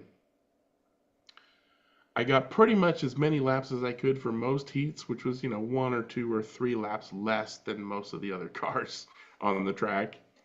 But occasional win here and there because the other cars were, coming off a little bit more than they needed to or should have or would have under a proper driver. I managed a 4th place among 12 mostly Toyota cars on that track, which I pretty much consider a win. Not that any of it mattered because, I missed like 2 or 3 races at this point in the series. So any score I get on any given race doesn't matter at all. But, as always, any slot racing is good slot racing. And when you don't come last, that's even better, especially against a highly unlevel field, for me anyways. But yeah, it was a fun time. And Russ always puts on a good spread. So, good food, good eats, good friends, good times. That's all from me. Anybody else got anything they want to talk about? Otherwise, the floor is open. I had a question for Jim. I don't know if is he still on? Yeah, he's still there. Okay. What's the duration of your races from you guys start at what time? When you guys kind of wrap up with the number of typical racers and races you guys go through? We most of the tracks open at 9. We have an hour and a half or sometimes 2 at practice and then run 3 or 4 races. And you end what time? Typically, Motown, it's more like 5. Most of the other tracks are typically around 3:30 or 4. You're in, aren't you? Good. Yes, I let him in, Wayne. Thank you for the message. I turned on the waiting room because there were some random people saying they wanted to join. All right, what you got, Garth? I got a question about brakes. And this, I guess I could aim this at Jim Rose, but anybody else can chime in on it. Can anybody explain exactly how the brake circuit works on a DeFalco type controller. What do you mean by how it works? Well, you know, I generally, I use a Professor Motor non-brake controller, okay, with sensitivity only, and then I have my own brake circuit that I use, okay? You know, and it's basically just here, I'm gonna share a photo of what it looks like. This is the, I might know where you're going with this, but keep going.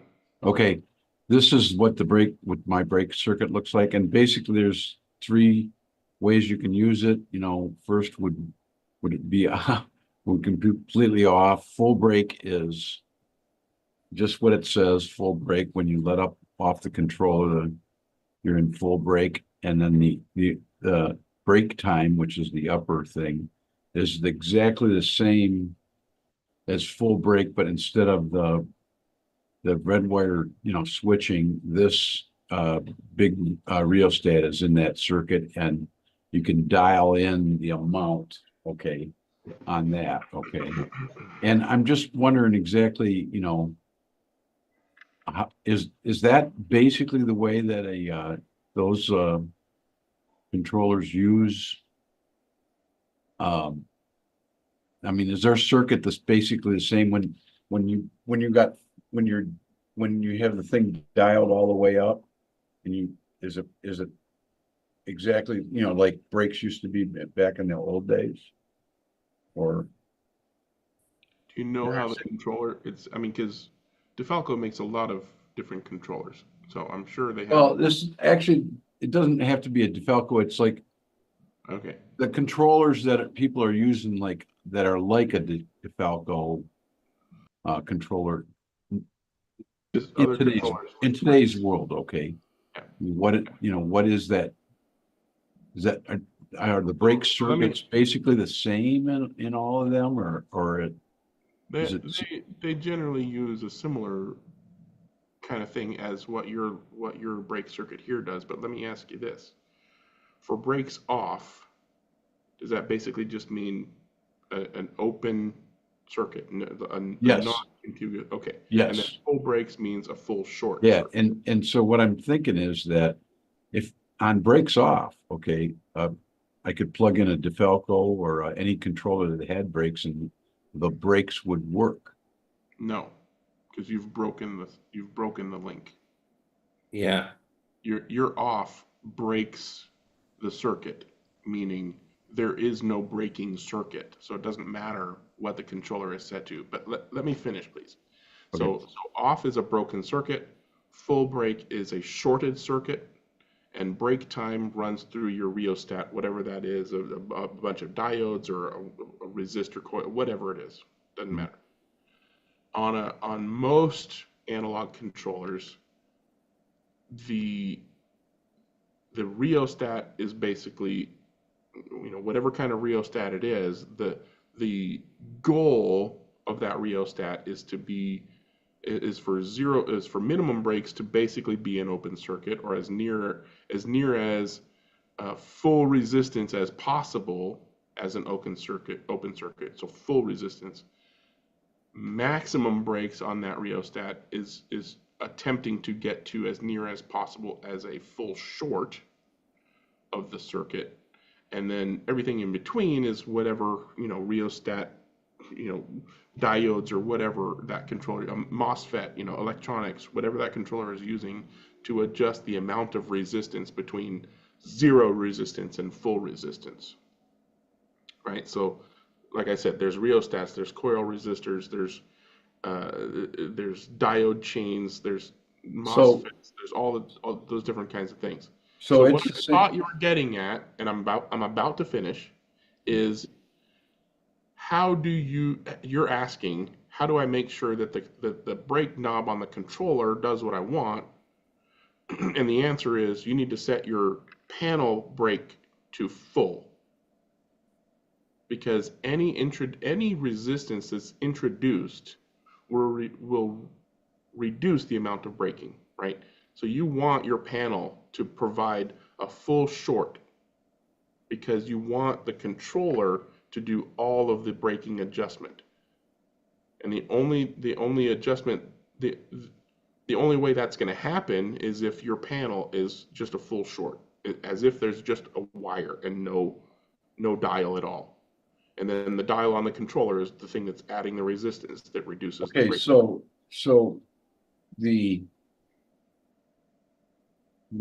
what I have for my break time is basically the same as what would be in one of those type of controllers. Okay, in other words, Generally, yeah. I mean, like I said, I can adjust the amount of braking. Okay, so it's the same. I mean, I'm not missing out on something. Okay, so I mean, there's one, like I said, it depends on the controller, right? There are different kinds of braking, aside from, the rheostat versus diode chain versus coil resistor versus MOSFET way of adjusting the resistance. okay, There is also smart controllers that can change the amount of resistance as it's being resisted, right? So what you hear us talking about, anti-lock brakes or sweep brakes or whatever adjustable, brakes, that the controller is smart enough to know that you want it to brake with this much resistance or this little resistance, and then change that amount of resistance over a certain period of time. okay.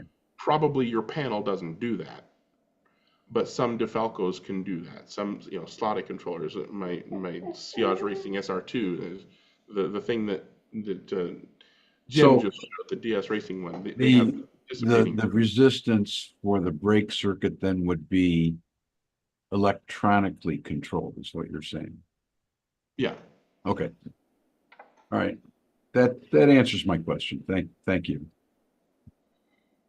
I am not going to say that I have all the answers, so if anybody out there thinks that I missed something or said something poorly or incorrect, by all means, correct me. But yeah, like I said, what I thought you were going at is how do I get my controller with brakes to do what it wants, and that's turn your brakes on your panel all the way up. But yeah, if you've got adjustable brakes on your panel, you don't need to spend for a controller that has adjustable brakes. They're except for if you think you need brake dissipation options. Yeah, or some other sensitivity and other controls and stuff. Yep. Okay. Thank you. Sure. Anybody else want to chime in on that? I guess I am the all-knowing, all-seeing Greg. Go ahead, Mr. Broke. You got your hand up. Yep. Okay. Another controller question. One of the lads has got a Professor Motor controller, and when you twiddle the sensitivity in the brake knobs with the throttle off, trigger off. Sorry, I'm still trying to get rid of some peanuts I've been eating. Sorry. The car moves, so there's power going through the two pots. Any clues on what could be causing that? I will add that, I'll show it up to you again. I will add that it has had a modification to the controller. For some reason, whoever built this one up for him put DeFalco pots in it. So there's the same model pots or same brand pots that DeFalco use. Well, they've done a pretty good job fitting it, whoever did it, but I don't understand why when you just move the two knobs around, the car starts to move slowly. Let's test Greg again. So, sorry? Let's test Greg again. So yes, I want somebody to correct me. For the love of God, please, anybody correct me. And I'll preface this with, not only do I not know everything, but I know what things should do when they're working as designed. I have absolutely no clue of the magic that is inside, and when the magic smoke is gone, I have no idea how to put it back in. So There's a grain of salt there. Let's assume that the DeFalco or whatever those potentiometers that were put into that controller not only work the exact same way, but also were wired in correctly so that the board is getting this, is the circuit is working the exact same way as the original controller was. From what I can see, yes, they have. Stipulating to that. Yeah. If that's the case, and the throttle is at 0, nobody's touching the trigger, right? And you twiddle the knobs, and the car moves, then the 0 point of the throttle is not actually 0. It's not actually a broken circuit, which it should be. A zero point throttle should be a broken circuit or going through the brake circuit, right? Which is a resistance. So either the 0 point is not 0, right? It's going through some, it's allowing some power to go through. It's created a circuit and with some amount of resistance, and so it's allowing power to go through when you turn the knobs. And or the electronics have been incorrectly done, which I would absolutely do if I was just messing around with something like that. And now the 0 point is going through the brake circuit or some other different circuit, again, allowing power to flow through something, either the brake knob or the sensitivity. Yeah, I will add. Oh, sorry, go on. Is it when the car rolls? Okay, are you saying when you said both controls? When you does the car move when you go? You can twiddle both knobs, and if you wind one back, it stops. When you're adjusting, if you're flat out at 0 and you start adjusting the brake knob, does it move? Yeah. Yeah. Can I just add that it was working fine up until a couple of weeks ago. Okay. I got fine with the modifications that were done, as far as everybody knows. No, the modifications were done several years ago, so they're not recent. Okay. And it's just out of the blue it started doing this. Okay. Is it possible that person ever hooked up wrong?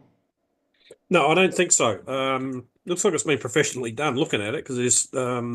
Well, does it use 3 separate connectors, or does it use a 3-prong connector of some sort?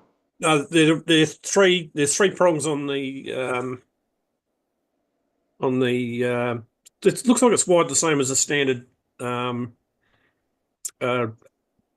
Professor Motor controller. Okay, hold up the part that connects to the track. The part that goes to the track. Yeah, that's wired correctly as well. Okay, so it's not possible to plug in wrong with that kind of connector. No, we use a GPO plug. Yeah. So it's not possible that they'd have hooked up wrong and burnt a coil on one of those. No. One of those knobs. No, it's impossible. No, we don't use what do you call them? Alligator clips. Alligators, yeah. It's just a straight plug in. Yeah. If it was working fine in that configuration, with no physical changes done, and it could not have been plugged in incorrectly, then a component has failed. That was my next thought. I don't know what it is. I'm not a controller guru, so. Greg, I think that the technical explanation for this is something broke. Something broke, yeah. So what I would do is ditch those other knobs and get Professor Motor, solder on the board, put it back to OEM standard. Yeah. Yeah, but so if this was done, a modification done there, can that person did the modification basically have a look at the controller? The guy that did the mods, no, he's left the planet, unfortunately. Okay, so either do what Greg said, or that person needs Jesus. Yeah. I mean, you could do all kinds of investigations to find out exactly what components he put on there and replace them with the exact same components. Yeah. But it would just be so much easier just to buy the Professor. Back to standard. Yeah. They've even they've got to the point where they've actually put the knobs on the opposite side. I saw that. I think just The buy, handles, you know. buy a new controller is the answer. That's the other answer. Buy a new controller. I mean, to me, that's the realistic answer. Yeah. Oh, yeah. Yeah, but he's not that flush, this guy. So he's on a pension. Yeah, but if you So- replace the potentiometers, it could still do the same thing. Mm. If it's a Yeah, that's right. Yeah. If it's a component All right. failure on the board, not with the mod, but somewhere on the board, yeah. It was suggested there's a feed going in, obviously, like Greg said, but they said it was one of the wires, but I can't see anything different. I've got a Professor motor as well. I've been comparing them. I can't see any difference. Have you cleaned out the segments between the? Yeah. Yeah. Yep. Rub. I'll give it another go. I'll give it another clean. It's pretty clean in there. It was pretty mucky when I got it because he's hadn't came back from racing. It's young George, the young fellow with the eye disability, the seeing disability. So it was he gave it away for a couple of years. So this was probably just left in the shed. So I gave it a good clean up, and I've actually flushed the pots out as well, thinking it might have been that. I've done all the basics to it. Still doing it. Thought one of the pots might have a carbon build up in it or something. I mean, like these particular ones do. As far as controllers go, they're still fairly simple. I mean, it's basically just traces and resistors, and then the potentiometers. But like Greg said, at zero or at dead, what do you call it? No pressure on the trigger. That shouldn't do that, even if the pots are bad. Yeah, it should be. Unless you had a roll control.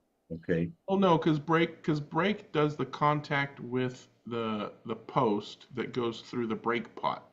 Yeah. Yeah. So if the brake pot is not providing a full short, then it would allow current. It all looks pretty clean. Not in the brake position. But the power. But when the controller is at brake at zero, at full release, then the power is channeled through the brake pot. I'm just looking at it now. The wiper's actually in the brake position, and you're right, Jim. Sorry, the trigger's hard up against the stop. I've had brake pots. I've had brake pots go, and when brake pots go, typically you have 0 brakes or 100% brakes. It doesn't affect the throttle. If you burn a coil, then it's got a spot with bad brakes. Yeah. Well, I've had DeFalco's where the throttle control's been pretty wild. I spoke to Jim about it one day years ago, and he said just flush the pots out. Flush the pots out with lighter fluid. But I do that with mine, and it ran reliably for 12 years. It's playing up now. So I've got some pots to replace them just in case it's the pots. But yeah, this thing's a bit of a mystery to me. It's a bit beyond the old wire wound palmers that I used to play with. So. Yeah, nobody here is an electronic expert. No. I'd get the multimeter out at some stage. They just sit there with a meter going, probe this, probe that, probe this, probe that. Yeah, but some of us think they are, right? That's right, exactly. I know I'm not. No controller gurus here. We know how they work when they're working correctly. See? Yes. Like anything, mate. All right. Thank you for your time anyway, guys. It's given me food for thought at least. Happy to fail at helping. If it starts smoking, it's not a good thing. No. Catch all the smoke and put it back. We can buy replacement smoke from Lucas. I showed you that the other week in a little bottle. Well, thank God Lucas didn't build controllers. Yeah. Well, we used to call him the Prince of Darkness. Let the magic smoke out and it stops working. Well, I do have something. I think hopefully John Weber is still with us here. Yep. There he is. Okay, so I found a couple of photos. You had the Hawk Chaparral that you picked up. Mm-hmm. So I thought I'd show you a couple of photos here. One is the actual car at Mosport in 1964.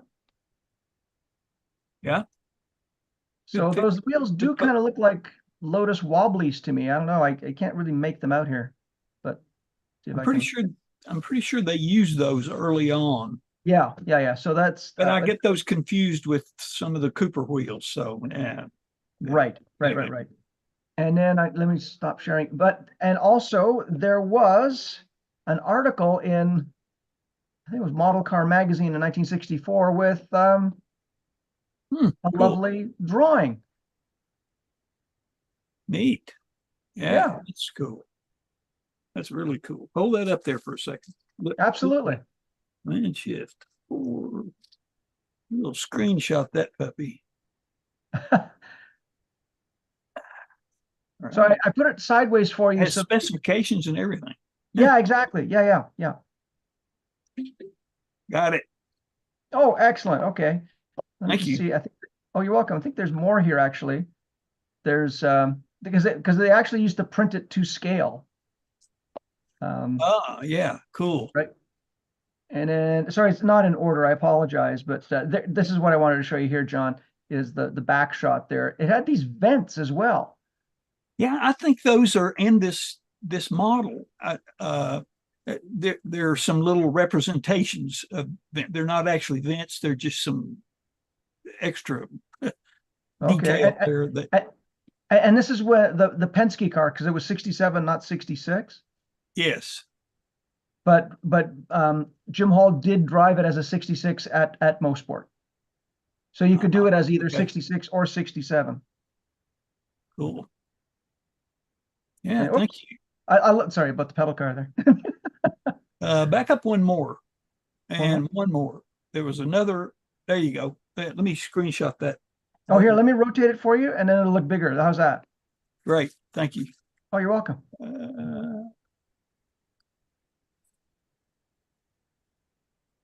Imagine if they did this nowadays with all the recent models.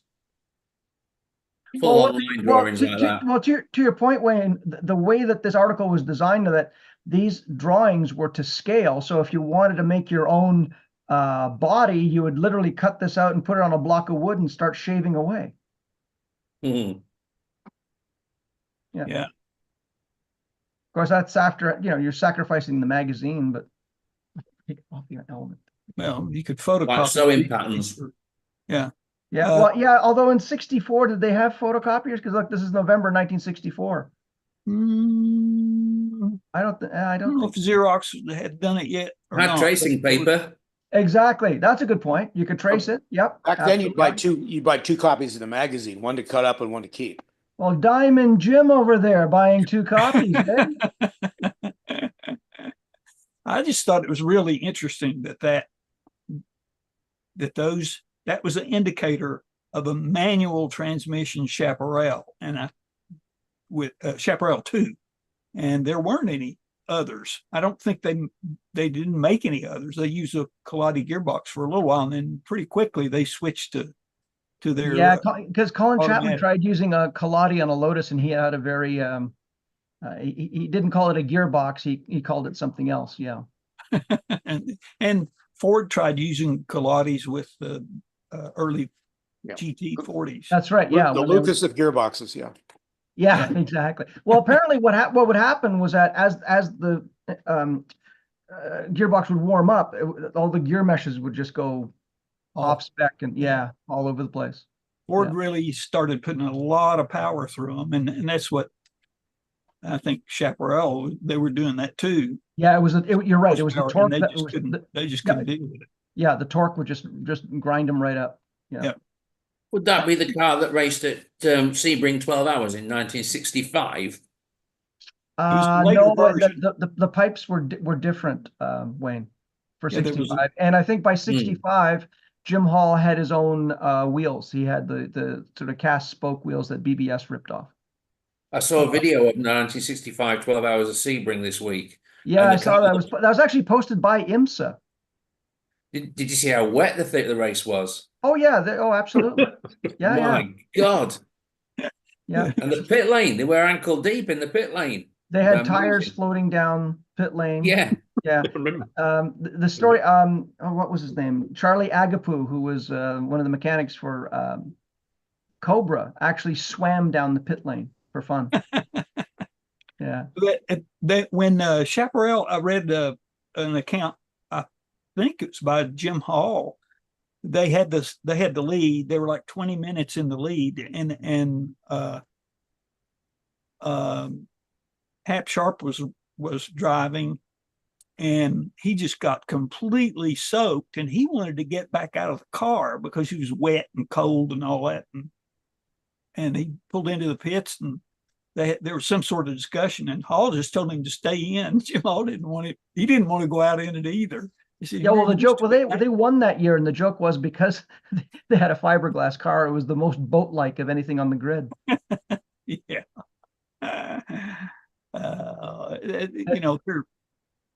Oh well. I'll let it go. Well, yeah, well, the other thing too is when the Cobra Daytonas were racing that race as well, and they were filling up with water, and Phil Hill was driving, drove into the pits, and again, Charlie Agapu took a ball pen hammer and started bashing holes in the floor to drain the water. And needless to say, Mr. Hill was really quite concerned for his manhood at the time. Watch where you're doing. Watch what you're doing to that hammer, would you? Exactly. Yeah, that's not the way you want to lose them. It would be a pain in the balls, even if it was ball peen hammer. Well, that's why they call it a ball peen. Exactly. Yeah, exactly. That's exactly right. I asked my 16-year-old if he knew why the hammer was called that the other day. I was holding it between two fingers and I just released the pressure. I let it swing. Yeah, cool. All right. So I hope that helps, John. Related stuff. Thanks, John. Just as a side thing, when I was a flaggy, they brought in a rule at one stage. If it was raining, you had to hold up the slippery surface flag, which is the red and yellow stripe one, and point to the sky, just to let the drivers know it was raining. Pretty sure they would have known themselves by then. Well, Lenny, did I ever tell you? Hold the flag up like that, and then just give you an umbrella to put up. Well, Lenny, did I ever tell you the test that we had when, so I did a 3-day school to get my license. First thing they did I show you the finger test for race car drivers? Yeah, you did. Yeah. Did you see that, Lenny, or no? No. Okay, let's do it for Lenny's sake. So first thing, you're sitting in class and the instructor says, all right, got to see how you guys think. So take your index fingers and put them up vertically. And everybody's like this. Very good. So you know vertical. Now take your index fingers and put them horizontally. Very good. So you know the difference between horizontal and vertical. Now take your horizontal fingers and stick them in your ears. And if they touch, you're a race car driver. Now, what was really terrible is there's always someone at the back desperately trying to stick his fingers in his ears. Yeah, well, going on some of the drivers we've seen out there over the years, it didn't pay much attention to the flag marshal lecture, flag lecture. Jeez, that's not good. Well, they soon start paying attention when they're in the steward's room and they get a $500 fine. Yeah, so you wouldn't black flag them on the track? You'd just fine them? Well, they get depends how badly they're driving, but they get brought in and have a chat. But quite a few we get ignoring yellow flags or overtaking under yellows and things like that. Yeesh. And they put a report in. You go into the steward's hearing, and you know what a yellow flag's for? Yeah, I think so. Well, where did they get their racing license? Fisher Price? Oh, don't know, mate. I used to go along to some driver training, and I went along to one day, and I think I was trying to get a basic license, and I was just sitting up the back there. I didn't tell them that I was a flaggy, and the guy that was doing the lecture got up and he started talking to them all about the flags. He was a driver himself. He's getting it all wrong. Excuse me, that's wrong. That's not right. Then I got told to shut up. Well, I didn't tell them I was a 15-year experienced flaggy. But. Well, here's a question in Australia, because when we had like last lap, you know how in Formula One and IndyCar they have like a white flag. We didn't have a white flag. We had an LL sign like last lap. Yeah, sometimes we have a last lap board, just says last lap written on it. Yep. And sometimes they just don't bother because the teams, especially at the top level, they all know what lap they're on because it's all coming through the telemetry and everything. So it's all up on their screens. They don't even need flags these days, really, because they've all got lights in the car. Well, until the radio goes out. I mean, Scott that's Dixon's radio. Yeah, I don't know if you watched the latest race at St. Pete's. He raced without a radio. Yeah. And nobody knew how to do a pit board for him. Have you seen any of these NASCAR races lately where they have green, white, checker, and all kinds of permutations of that when things go wrong? It's just weird. It's just you can't tell who's going to win the thing. It's just geez. See, and you guys think you have problems trying to, officiate slot car racing. I mean, in real car racing, it's not that much different. It's not that much different. Yeah. Well, that's what happens when you have volunteers. Truly. Yeah. You pay peanuts, you get monkeys. You're careful. I'm a volunteer. Well, no, but you were having peanuts, weren't you? I've been called a rock ape a few times, but I remember when the green white checker came out. I went to a race and a guy led 100 laps of a 100-lap race, but didn't win. Yeah. Wow. He led all 100 laps, but a yellow came out on the last lap, and so it was a green white checker, and somebody passed him on lap 102. Oh man. This is like in this NASCAR race. I think it was this last weekend or the one before that. They had to go back. NASCAR was going back and looking at video to see which car was ahead when the yellow light came on the last lap. I mean, it's like the last turn of the last lap or something like that. That's how they determine the winner on the last lap. It's not because when the yellow comes out, that freezes the field. And if it's the last lap, that means the race is over. Right. So you could finish that last lap ahead of the car and not win the race. Yeah, we've had a similar thing here with the red flag rule. What happens is when the red flag comes out, timing stops at the previous lap before the red flag. So one year at Bathurst, they had a big downpour of rain and the lead actually went into the fence. There was cars everywhere, so they red flagged the race. And Dick Johnson crossed the finish line, crossed the red flag. But the actual winner, the guy that was leading at the time before the red flag, was in the fence because he's the one that brought out the red flag, basically. And they declared, which was Jim Richards in a Nissan Skyline, and they declared him the winner of the race. It was the Bathurst 1000. And obviously the crowd didn't understand the rules because they got up on the podium there and they announced Jim and his co-driver the winners of the race, and everybody started booing. Yeah. And well, the same thing happened to Senna at Monaco when he was driving for Tolman, right? Yeah. Yeah, that's right. Yeah, but Jim's got up there and they're all booing. He says to him, "I thought you people were better than that. I'll remember this for a long time. You're a pack of a-holes." Yeah, it's a famous moment. That. Yeah. Jim's a nice bloke. He's very courteous and they call him Gentleman Jim. But yeah, he's long retired now. He's a bit past it, I think. But John, that was the famous "Don't wish for what be careful for what you wish for" because they wanted Prost to win. Yes. So they red flagged the race early, or they checkered flagged the race early. Yeah, it was Monaco. Yeah. Yeah. But Prost only got half points because it didn't go the distance. Right. So he got 4.5 points for the win. If Senna would have passed him and the race would have gone full, he would have got 6 points for second. And he lost the world championship by 0.5 point. Exactly, to Niki Lauda. That's right. His teammate. Yeah, exactly right. Yeah. It was like, we'll let him win. Yeah, it costed, obviously the whole season's going, but essentially it cost him the world championship. Yeah. It did. I reckon old John Marie Ballas would have been on the phone. Get him to red flag it. Yep. And that's the week in slot cars. Somebody on the YouTubes has asked a question about that controller that Lenny was asking about. Did the person do any modifications such as adding a coast switch? No, No. it's just replace the two pots. Just replace the two pots. Why they changed them, I don't understand. But probably because the guy that replaced them had an excess of pots. He wanted to get rid of a few. That's what happened. Yeah. Because if there were a coast switch, then that would explain something. Yeah, no, there's no coast switch on it. It's just the two pots are being changed over. And I've compared it with mine, and the wiring looks exactly the same.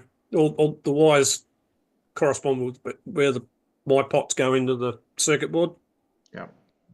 So I've double checked all that, but I think I'll get the meter out shortly. Yeah. Start probing. Yeah. One to the other. Yep. All right. Well, thought so, but just a question worth asking. Thank you anyway. Thanks for the interest. 5 more minutes. That was a good possibility, though. It was, yeah. I mean, somebody mods something, you never know what else they modded. Want to find something else to show off. 5 more minutes. I mean, we can end early or we can go late. Doesn't matter. Just to keep it going, there's another open wheel I've got. Scalextric McLaren M26 this time, and that's got one of my painted break speed skate chassis underneath it. That works quite well. They run They run far better than stock, I presume, Lenny. Oh yeah.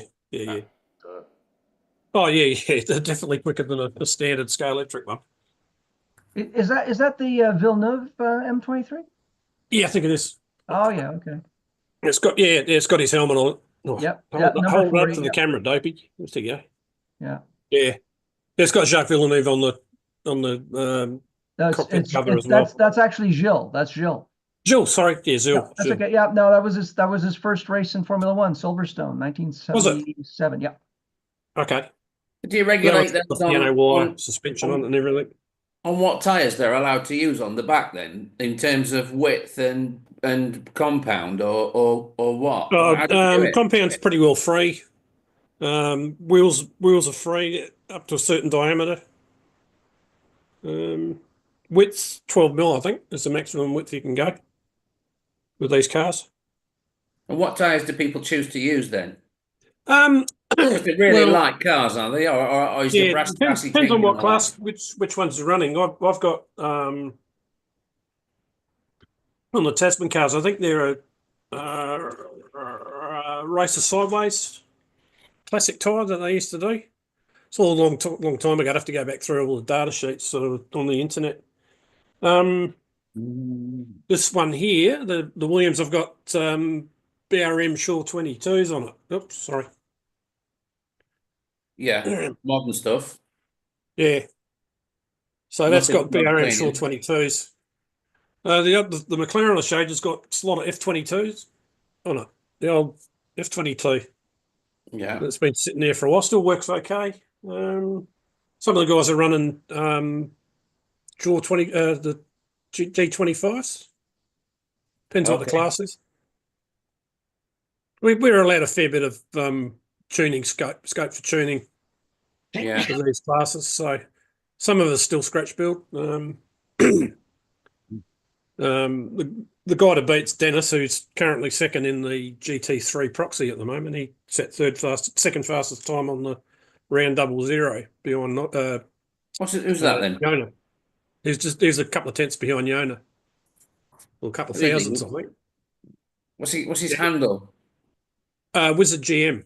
Oh yeah, I remember watching that. The Corvette, yeah, the red Corvette. Yeah. Was that in the pre-testing or the actual round 0? That was around 0. Yeah. I think he finished 5th in the knockout. Yep, there it is. There's your car. Yeah, there you go. Yep, car 40, correct. Yep, Silverstone. Yeah. Yeah. So can't wait. Supposedly, I'm getting those cars next. Oh, okay. Yeah.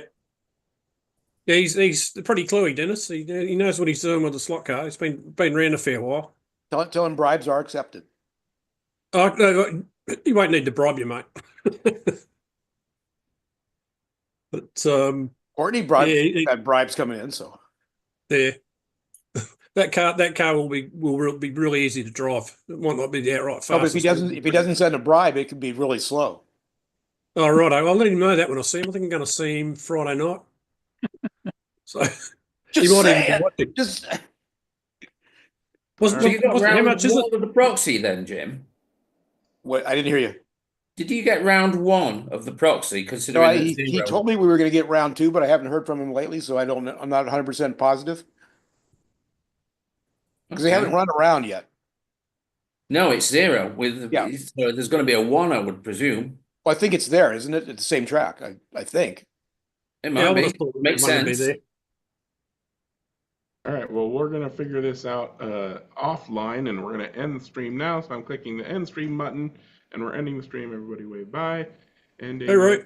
Bye. Bye-bye. Stream over, according to YouTube. All right.